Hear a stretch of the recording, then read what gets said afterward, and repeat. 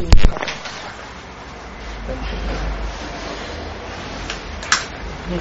الحمد لله نحمده ونستعينه ونستغفره ونؤمن به ونتوكل عليه ونعوذ بالله من شرور أنفسنا ومن سيئات أعمالنا من يهده الله فلا مضل له ومن يضلله فلا هادي له وأشهد أن لا إله إلا الله وحده لا شريك له وأشهد أن محمدا عبده ورسوله أما بعد قال النبي صلى الله عليه وسلم ألا أدلكم على شيء هو أفضل من الصلاة والصوم والصدقة والحج والجهاد قالوا نعم يا رسول الله قال إصلاح ذات البين فإن فساد ذات البين هو الحالق لا أقول لكم إنه يحلق الشعر بل يحلق الدين. அளவற்ற அருளாளனும் நிகரற்ற அன்புடையவருமான எல்லாம் வல்ல ஏக இறைவன் அல்லாஹ்வின் திருப்பெயர் பற்றி தொடங்குகிறேன்.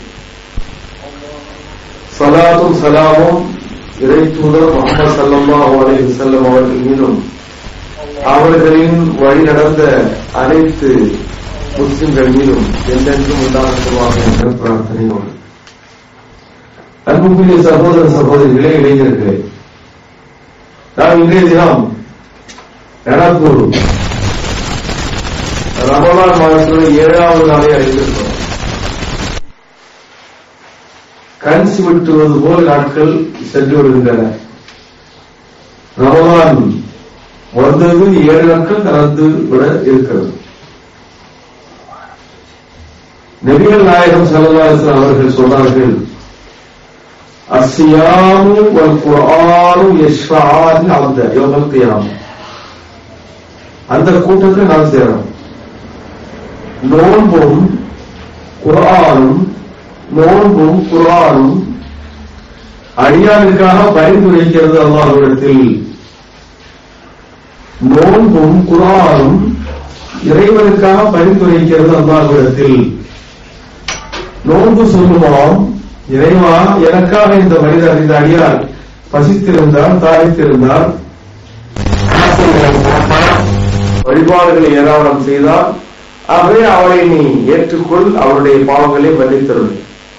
இதே போன்று குர்ஆன் சொல்லும், இந்த அடியான் கண்விழித்து என்னை ஓதினான், உணர்ந்தான், குர்ஆனுடைய ஸ்டடியில் கிளாஸில் பங்கு பெற்றான், வகுப்பில் சேர்ந்தான், ஆகவே அவரை நீ மன்னித்து விடு, அவரை அங்கீகரித்துள்.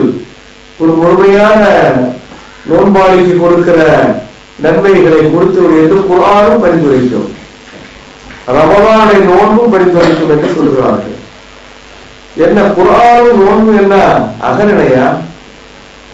இவைகளெல்லாம் பேசுவதற்கு இது என்ன பருத்தறிவு காலத்தில் இப்படி நோன்பு பேசும், குர்ஆன் பேசுவதெல்லாம் சொல்றீங்களே என்று ஒரு சிலருக்கு சந்தேகத்தை எழுப்பலாம். அல்லாஹ் சுப்ஹானஹு வ தஆலா யாவற்றையும் பேச வைக்கிறவன், யாவற்றையும் இயங்க வைக்கிறவன், யாவற்றுக்கு உயிர் கொடுக்கிறவன். அல்லாஹ் நினைச்ச குர்ஆன் பேசுவதற்கு ஒன்றும் கடினமாக இருக்காது. கையை பேச செய்கிறான், கால்களை சாட்சியம் வழங்க செய்கிறான் என்று ஹதீஸில வருது, குர்ஆன்ல வருது. யௌம தஷ்ஹது அலைஹிம் ஐதீஹும் வஅர்ஜுலுஹும் அல்யௌம நக்திமு அலா அஃவாஹிஹிம் வ துகல்லிமுனா ஐதீஹிம்.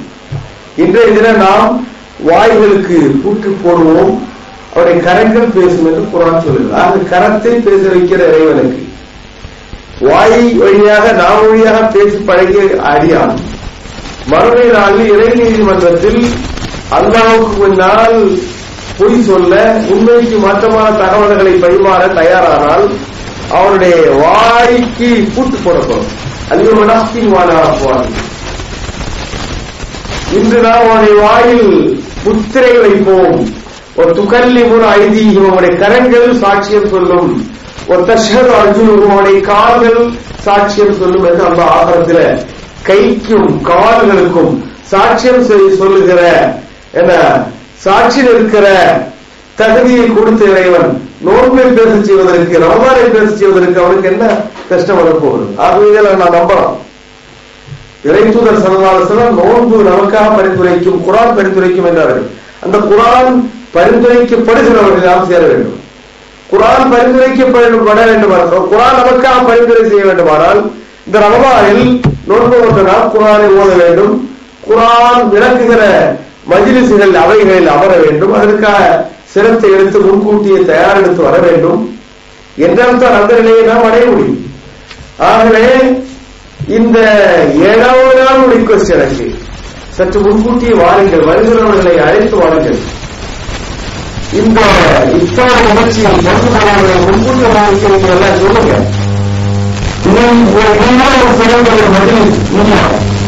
இந்த மஜ்லிஸில் பங்கு பெற்று இங்கே சொல்லப்படுகிற தகவல்களை கேட்பதை விட வேற என்ன சிறந்த தகவல் இருக்க முடியும்? ஆகவே இதை நாம் நழுவிடக்கூடாது. இந்த குர்ஆனுக்கு விளக்கம் சொல்லுகிற ரமலானுடைய இஃப்தாருக்கு முந்தைய நேரம் குர்ஆனுக்கு விளக்கம் சொல்லுகிற இந்த அவையை விட ஒரு புனிதமான அவை இருக்க முடியாது. ஆகவே இன்ஷா அல்லாஹ் ரமலானில் நோன்புடையவும் ரமலானில் நாம் ஓதிய குர்ஆனுடைய பரிந்துரையை பெறுகிற பாக்கியம் பெற்ற சீதேவிகளில் நாம் சேர்வோமாக. அதற்கெல்லாம் நாம் யாவருக்கும் நல்ல வாய்ப்பான என்ற பிரார்த்தனையோடு நேற்றைய தினம் நான் கூறிய தகவல்களை உங்களுக்கு நீங்க கேள்விப்பட்டிருக்கீங்க. இஸ்லாம் தீவிரவாதத்தை பற்றி என்ன சொல்கிறது, தீவிரவாதத்துக்கும் இஸ்லாத்துக்கும் என்ன தொடர்பு, பயங்கரவாதத்துக்கும் முஸ்லிம்களுக்கு ஏதாவது தொடர்பு உண்டா இல்லையா என்பதை பற்றி சில தகவல்களை பரிமாறிக்கொண்டேன். ரொம்ப குறுகிய தகவல்கள், விரிவான தகவல்களை ஒரு அவையில் 1 மணி நேரத்தில் பேசி முடிக்க இயலாத அளவுக்கு குர்ஆனில் தகவல்கள் உள்ளன.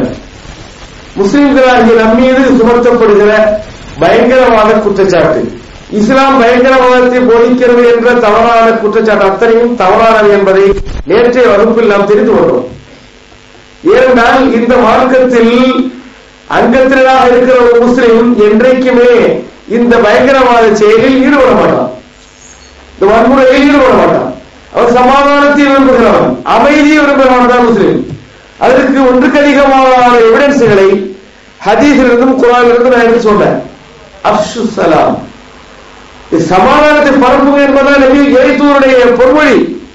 அஃஷு ஸலாம், ஃபஷா என்றால் பரப்பினார். உலகத்தில் அரசியல்வாதிகளும் இந்த பயங்கரவாதத்தை எதிர்ப்பவர்கள் நம்புகிற மதங்களிலோ ஐடியாலஜிகளோ சமாதானத்தை பரப்புங்கள் என்று எதிர்விக்கப்பட்டிருக்கிறதா?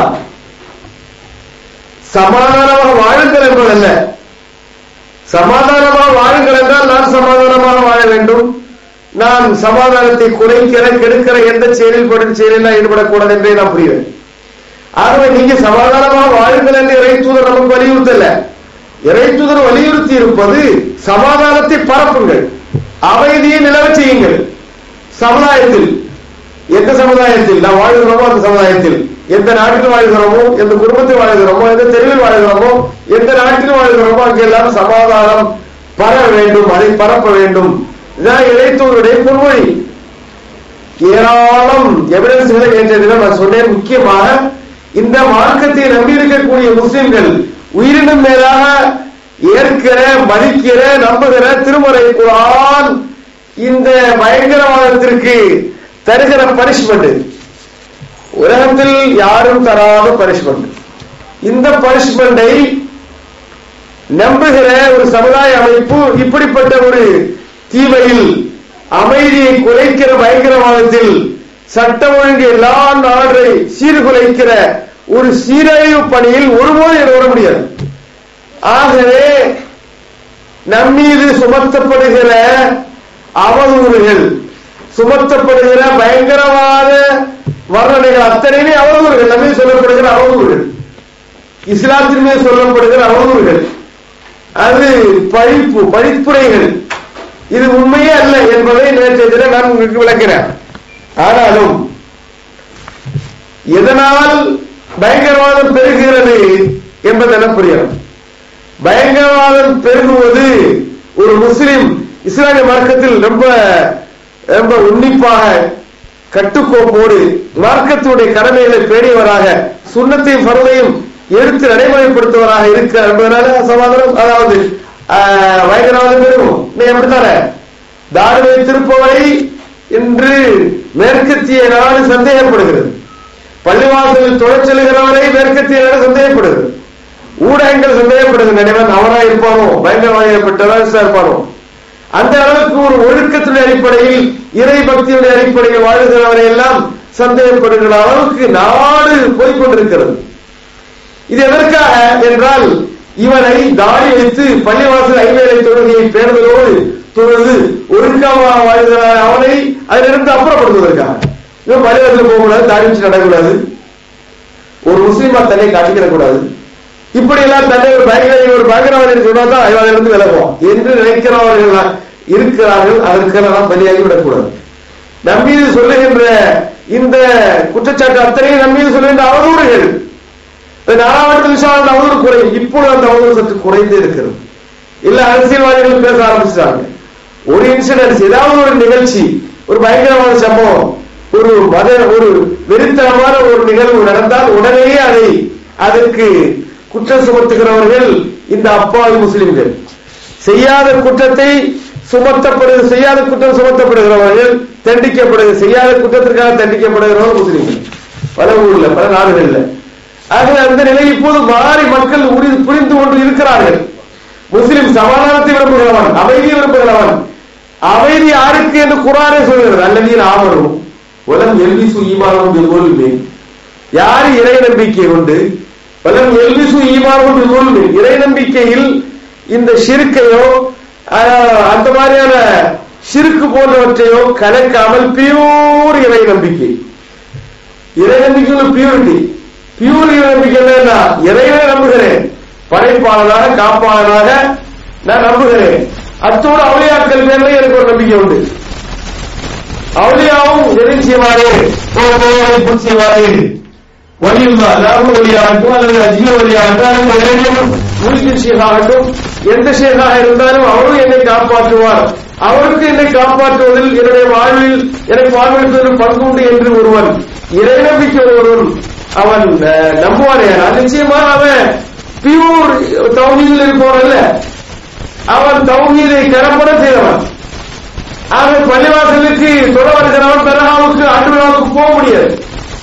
பள்ளிவாசலில் அல்லாஹ்வை வணங்கி வருகிறவன் வணக்கம் என நினைத்து விதாத்துக்களை செய்ய முடியாது, மூலிக்கு ஓட முடியாது, யா குத்துபா என்ற குத்துபின்னு ஓட முடியாது, அதுபோன்ற அவுராதுகள் ஓட முடியாது. ஹதீஸில் காணப்படாத எந்த நடவடிக்கையிலும் ஒரு பள்ளிவாசலில் தொட வரக்கூடியவன் ஈடுபட முடியாது. அப்ப அவன் அப்படி ஈடுபட்டால் அவன் பியூர் தௌஹீத் இல்லை,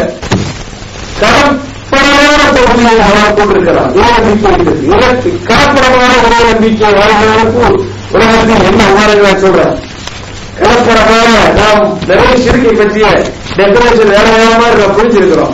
சொல்றத புரிஞ்சோம். இந்த வசனத்துடைய கடைசியில் சொல்றேன், இவ்வளவு கொடூரமானதா சிறுக்கு, இவ்வளவு கொடூரமான நாம் சிறுக்கை பற்றி என்ன நினைச்சிருக்கிறோம்? சிறுக்கு என்றால் மன்னிப்பே இல்லாத குற்றம். உண்மைதான். அல்லாஹ்வுக்கு இணை வைப்பதை மன்னிக்க மாட்டான். தான் விரும்புகிறவனுக்கு அதல்லாத எந்த குற்றத்தையும் மன்னிப்பான்.